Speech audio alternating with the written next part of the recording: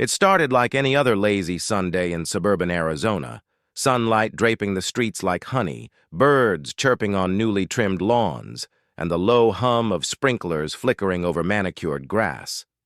But by sunset, my 14-year-old blind son would be staring down the barrel of a pistol held by the same woman who sent us HOA fines for leaving our garbage can out past 7 p.m.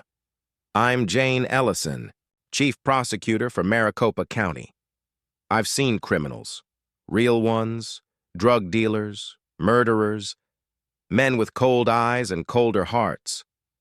But nothing prepared me for the moment I saw my boy, a child who can no longer see light, being treated like a threat.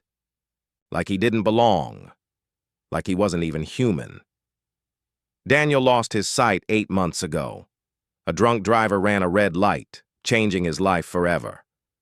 But instead of sinking into despair, my son found strength I never knew a teenager could have. He learned Braille in record time. He trained with Max, his loyal golden Labrador who now serves as his eyes. And every afternoon, Daniel took slow, measured walks around the neighborhood to rebuild his independence, one sidewalk crack at a time. That day was no different.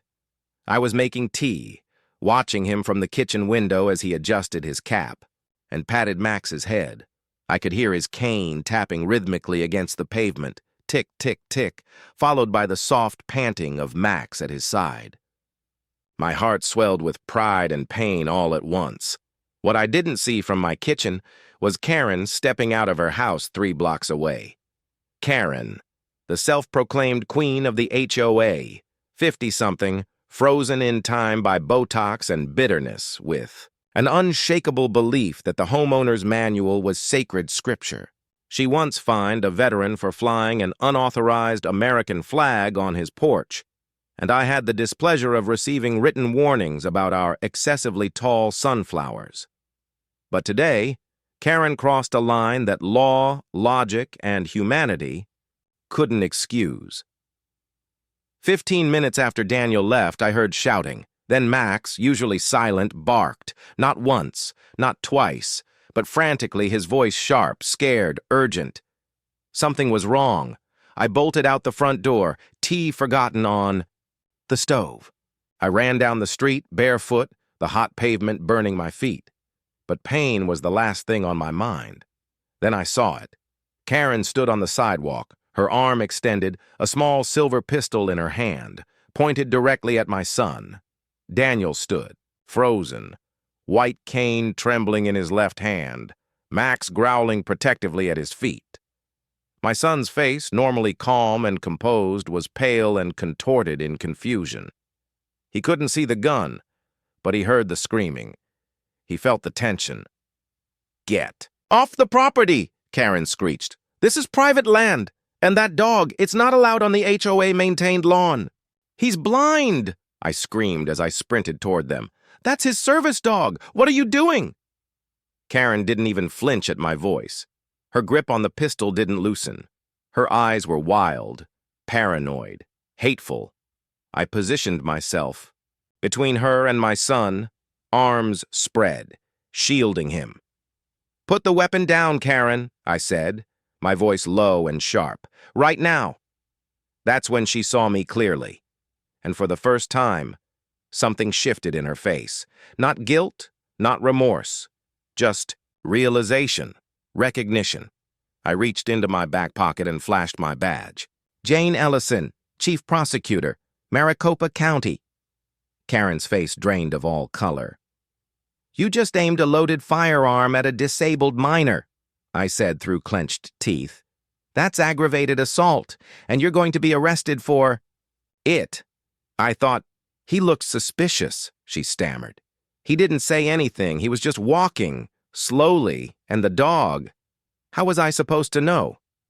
"He's wearing a shirt that says Blind Kids of Arizona in bold letters." I snapped. "And he had a cane." "A white cane, Karen. That's the international sign for visual impairment." She looked at the cane, then at Max, then at Daniel, still trembling, clutching my hand. And still the gun in her hand didn't lower. My voice dropped to a level that, Even my courtroom colleagues rarely heard. You don't get to rewrite this story, Karen. You don't get to spin this. You pulled a gun on a child who can't see you, a child who was walking where he's walked 100 times before, because your power trip outweighed your common sense. Silence fell. The wind shifted. A couple of neighbors peeked out from behind their hedges, phones out. One of them was recording. Good. Let the world see what unchecked authority and suburban prejudice really looked like. Karen finally lowered the weapon, but her lips were still pursed, like she was the victim. The police arrived 10 minutes later, gave them my statement while holding Daniel close. His hands had finally stopped shaking, but his silence worried me. He didn't speak a word, not in the cruiser, not on the way home, not even as I tucked him into bed later that night. But as I turned to leave his room, he spoke just above a whisper. She thought I was dangerous. I turned around, eyes stinging. No, baby. She was afraid of something she didn't understand, and she made a choice, a terrible criminal one. But we're going to make sure the law understands you. And that was the moment I decided. This wasn't going to be swept under the rug. Karen might wear her power like a badge, but mine was real. And I was going to use every ounce of it to make sure no one else's child, disabled or not, ever had to face a gun because they dared to exist. Because monsters don't always hide in alleyways. Sometimes they live 2 houses down, holding pistols and HOA titles. But not in my neighborhood. Not anymore. There's something uniquely sinister about cruelty wrapped in civility. It doesn't scream, it doesn't rage, it writes citations in cursive, bakes banana bread for HOA meetings, and smiles, while it slowly chokes the life out of your peace. That was Karen, the very picture of suburban authority gone rogue, and for years we'd tried to live with it, to navigate her tangled web of regulations and passive-aggressive emails. But the day she pointed a gun at my son shattered the illusion. This wasn't just about petty fines anymore. It was about power, abuse, and what happens when someone so drunk on control finally picks the wrong target. From the moment we moved into Fairhaven Estates, Karen had made us her project. She'd shown up with a welcome basket that smelled more like surveillance than hospitality. If you need anything, she'd said, just follow the HOA handbook. It's all in there. That handbook, I'd come to learn, was her Bible. And like a warped preacher, she weaponized it against anyone who didn't kneel before her standards. We were fined for everything, our mailbox being half a shade too dark, our flower beds being visually disruptive to the neighborhood's aesthetic, and Max, our Labrador, for producing auditory disturbances. That one stung most, because Max only barked if something was wrong. But in Karen's world, peace wasn't the absence of chaos. It was the presence of her control. For the longest time, I held my tongue.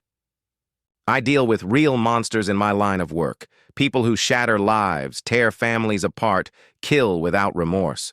So I tried to compartmentalize. This was just a bitter woman, an overzealous neighborhood watchdog with a thirst for authority. Let her have her power trip, I thought. Let her run her little kingdom. But then she crossed the line. And suddenly, this wasn't just another day in suburbia. It was a crime scene. After the incident, I drove Daniel straight to the police station, not to file a complaint, but to press charges. His hand was still trembling in mine, his knuckles white. Max sat between us, his large eyes watchful, as if he too understood something unthinkable had happened. The officers at the front desk recognized me instantly, their postures straightened, their eyes flickering with surprise. One even greeted me by name. But I wasn't there as their superior. I was there as a mother. I laid out every detail with cold precision. The location, the angle of the weapon, the exact words Karen screamed. I described Daniel's clothing, how he wore a bright yellow t-shirt with the words, "Blind Kids of Arizona, Visibility Matters," in large block letters. I explained Max's service vest, his harness, his ID tags. I painted the picture clearly, methodically, like I'd done in court 100 times. Only this time, the victim wasn't some file in a folder. It was my boy. Karen arrived shortly after, escorted in by her lawyer, a man with slicked-back hair and the unmistakable scent of old money and arrogance. She was calm, composed, still wearing her pearls. I watched her as she sat across from E. The officers, her story rehearsed and soulless. "I thought he was a prowler," she said, feigning regret. "He was acting strange. He didn't respond to me. I feared for my safety." I could barely contain my disgust. "He's 14, I snapped. "He's blind. He walks with a cane and a certified guide dog. You live in a gated community, Karen. What exactly did you think he was going to do? Burglarize the hydrangeas?" She glanced at me briefly, her lips pursed, but her eyes flickered with something new: nervousness. For the first time, I saw it, the realization that she might have finally gone too far. The officers exchanged glances. One of them, Officer Leland, turned toward Karen and asked, "Did you see the white cane in his hand? The dog's vest? The writing on his shirt?" Karen hesitated. "It all happened so fast," she muttered. "I panicked." "Yet you had time to aim a loaded firearm," I interjected, my voice steady, cutting through her lies like a scalpel. "You approached him from your porch. You yelled first. He never moved toward you. My son was walking on a publicly accessible path. He's done it every day for months. You didn't panic. You profiled him." The room fell into heavy silence. Officer Leland finally leaned back and said, "We'll pull footage from the community cameras, street posts, doorbells. Let's see what they show." Karen's lawyer shifted uncomfortably. Karen's mask cracked. Because in Fairhaven, nearly every house is wired for surveillance. Residents boast about the safety, about the tech. The irony wasn't lost on me, that the same system Karen praised in every HOA newsletter might be the thing that destroyed her defense. I left the station with Daniel and Max, wrapping my arm protectively around both. My boy still hadn't spoken, more than a sentence since the gun was pointed at him, and as we drove home, I watched him in the rearview mirror, his eyes vacant, staring toward nothing. "Daniel," I said softly, "you didn't do anything wrong." He nodded once, then whispered, "She called me it." My hands clenched the steering wheel until my knuckles burned. That night, I didn't sleep. I read every clause in the HOA manual, every subsection on pets, landscaping, sidewalk access, community decorum. Not a single word about prohibiting guide dogs, not one line that could justify Karen's madness. But there were plenty of rules about harassment, about endangerment, about behavior unbecoming of a board member, and I planned to use every one of them. By morning, I had filed a formal complaint with the HOA board, submitted video requests to residents with cameras along Daniel's route, and sent a press statement to the local media, carefully worded, legally sound, and emotionally direct. I didn't name Karen, not yet, but I made it clear. A disabled child was threatened in broad daylight by someone entrusted with neighborhood safety, and justice would not be selective just because the zip code was privileged. The story spread faster than I anticipated. Parents from the neighborhood began calling. Some offered apologies. Others confessed to their own fears about Karen, how she intimidated, silenced, bullied. An anonymous email came in from a former board member who left the HOA due to Karen's behavior. "You're not the first family she's targeted," it read. "But you might be the first one with enough power to stop her." Power. That word echoed in my head. I never wanted to bring my work home. But now, home was the battlefield, and I was done playing polite. Karen could cling to her title. She could wave her little clipboard and claim she was upholding standards. But she forgot one thing. The law doesn't live behind hedges.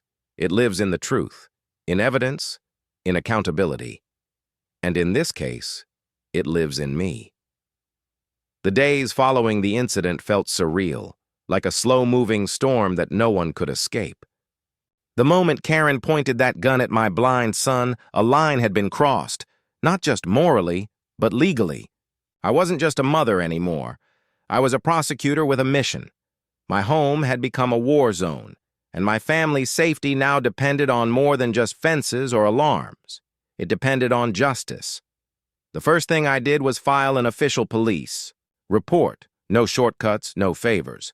I also launched a formal complaint with the HOA board, citing Karen for harassment, endangerment, and abuse of power. But that wasn't enough. I filed criminal charges, too. Aggravated assault with a deadly weapon, endangerment of a minor, and a violation of the Americans with Disabilities Act. Every statute she had broken, every line she had crossed. I was going to hold her accountable for all of it.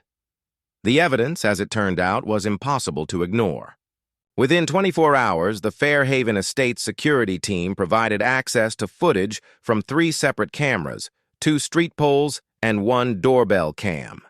Each angle told the same story. Daniel walking slowly with his white cane, Max beside him in full-service harness, heading toward the neighborhood park. Then Karen, storming off her porch like a woman possessed, gun drawn and shouting before she ever got within 20 feet of him. She didn't pause to question. She didn't investigate. She just reacted, with fear, entitlement, and a weapon. The footage spread quickly among the residents, and once it hit the local news, all hell broke loose. I expected silence. I expected the community to retreat into its cocoon of privilege and pretend this never happened. But to my surprise, most people were horrified. Parents began calling me in tears, apologizing for ever supporting Karen's authoritarian HOA reign. One family confessed that their autistic son had also been shamed by Karen for wandering too much on the sidewalks. Another neighbor revealed she'd been fined over 20 times for her wheelchair ramp being a visual obstruction. Suddenly, people realized this wasn't an isolated event. This was a pattern. Still, there were voices defending her. Anonymous letters started arriving in our mailbox. Some pleaded with me not to press charges. She's a good woman who made a mistake. Others were more sinister, calling me a media-hungry prosecutor and accusing Daniel of milking the disability card. It was ugly, but none of it moved me. If anything, it only fueled my resolve, because justice isn't about comfort, it's about accountability, even when the defendant is a middle-aged woman in pearls instead of a street criminal with tattoos. The backlash against Karen snowballed faster than anyone predicted. Protests erupted at the next HOA meeting, with residents holding signs that read, "Blind Lives Matter," "Remove the Gun-Wielding President," and "Protect All Kids."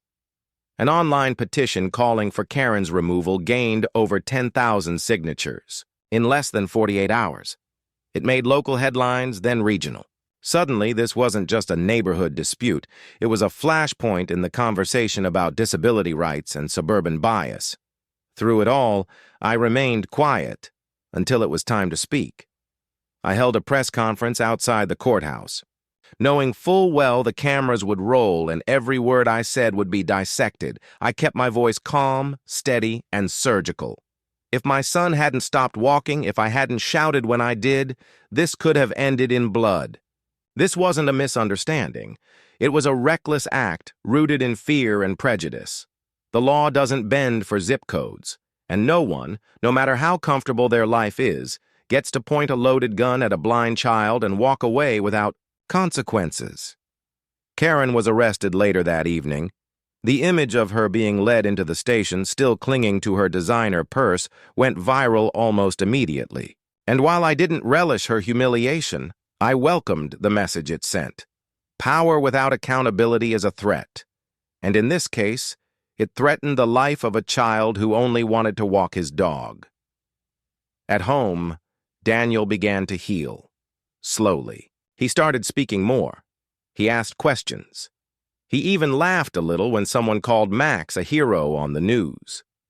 But every time a car backfired or a voice shouted too loud, he flinched.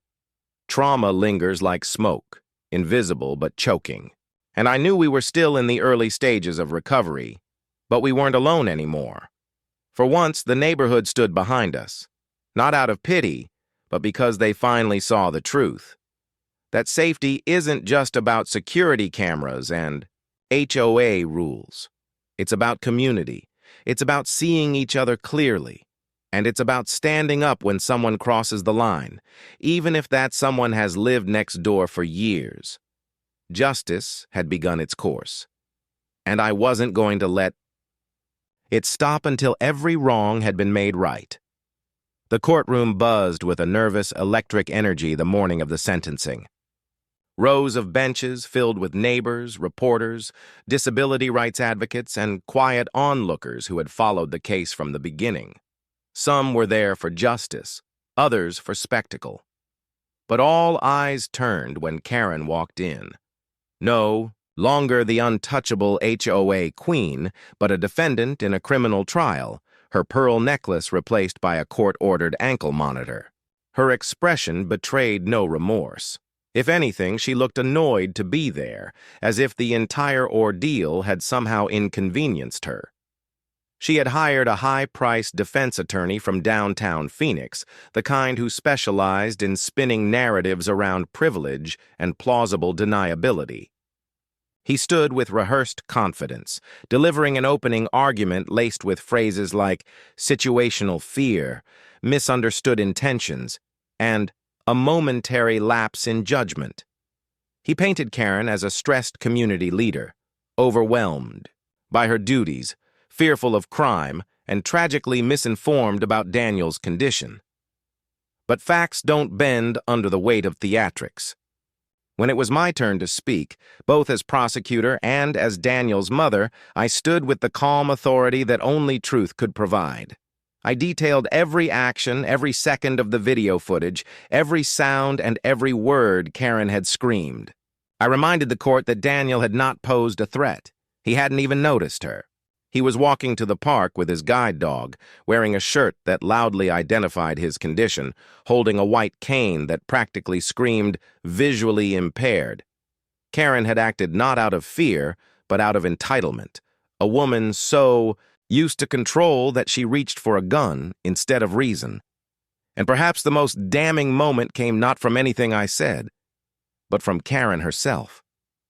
When the judge turned to her and asked if she had anything to say, any apology to offer the child she had traumatized, she rolled her eyes and said, "He shouldn't have been out alone." The courtroom went utterly silent. Her words hung in, the air like poison, cutting through every excuse her attorney had made. That sentence didn't just reflect a lapse in judgment, it revealed a belief system, one where difference is danger and the vulnerable are disposable. That sealed her fate. The judge, a seasoned jurist with a reputation for fairness, took a deep breath before delivering his ruling. His voice was firm, unwavering. "Karen Whitmore, you are hereby sentenced to 18 months of supervised probation, during which time you will complete 500 hours of community service working with blind and visually impaired youth. You will pay restitution for emotional damages. Additionally, a restraining order is issued that prevents you from coming within 500 yards of the Carter family, their home, or any public area where Daniel regularly travels." Karen's attorney tried to protest, but the judge silenced him with a single raised hand. "Your client is lucky no one was physically hurt," he said, "but psychological trauma is real, and so is accountability." It was over. Just days later, the Fairhaven HOA board convened an emergency vote and removed Karen from her position as president. The motion passed unanimously. Her reign had ended, not with dignity but with disgrace. The woman who once ruled the neighborhood with an iron clipboard was now banned from attending HOA meetings, from stepping foot near the park, and from making any decisions about the community she had once controlled. At home, the shift was palpable. Neighbors who had once remained silent began speaking up. One family baked cookies and brought them to Daniel with a handmade card. Another family, whose son also had a disability, thanked me for finally doing what no one else dared. For the first time in a long while, our house didn't feel like a target. It felt like part of something again, a neighborhood, a community. Daniel still didn't talk much about what happened. The scars weren't visible, but they ran deep. He'd begun to walk again with Max, slowly and carefully. I still walked a few steps behind, never out of sight. But the day of the sentencing, as we left the courthouse, he reached for my hand and held it tightly. "Thanks for believing in me," he whispered. My throat tightened. I knelt down beside him, cupping his cheek gently. "Always," I said. "Always." In that moment, the court verdict felt secondary. This, his trust, his strength, his ability to stand up again, this was justice. Not just for what happened on that sidewalk, but for every time the world had tried to make him feel small.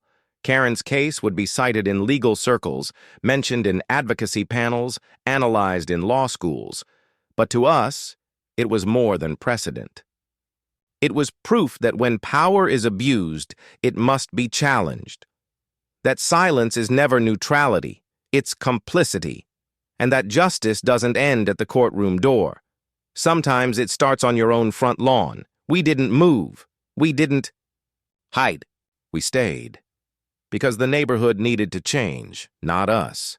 And now it finally had. If this story moved you, angered you, or opened your eyes to the kind of abuse that hides behind neighborhood gates and fake smiles, don't stay silent.